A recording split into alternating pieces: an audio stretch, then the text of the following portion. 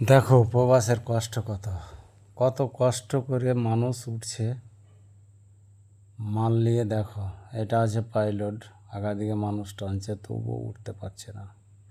মাল নিয়ে যেতে কত কষ্ট হয়েছে মানুষের, তার বলার শেষ নাই। দাদা ভাইয়েরা, আপনারা তো বলছে সবাই যে প্রবাসে যাচ্ছে হোল ঝুঁকিয়ে পয়সা পেয়ে নিচ্ছে, এটা ভুল ভাবছে। দেখো কত কষ্ট, কষ্ট বলা যাচ্ছে না আপনাদের দাদা ভাই। দেখো যেতে যেতে ফের মালটা পড়ে যাবে, ফের কষ্ট হবে।